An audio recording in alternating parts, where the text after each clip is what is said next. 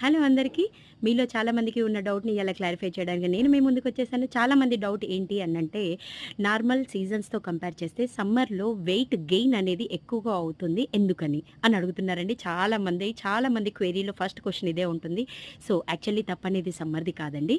మనం మన లైఫ్ స్టైల్‌ని మన డైట్‌ని మనం కాన్షియస్‌నెస్‌గా మెయింటైన్ చేయలేము సమ్మర్‌లో.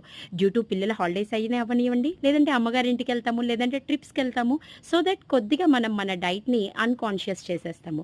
సో, మెయిన్ వెయిట్ లాస్‌కి కావాల్సింది 2 ఫ్యాక్టర్స్ ఓన్లీ. నేనదే అంటే మేజర్ ఫ్యాక్టర్స్ ఇవి.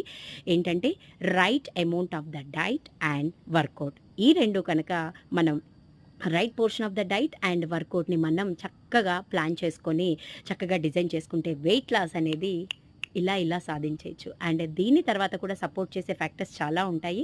లైక్ స్ట్రెస్ అని, స్లీప్ అని. బట్ ఈ 2 అయితే చాలా ఇంపార్టెంట్.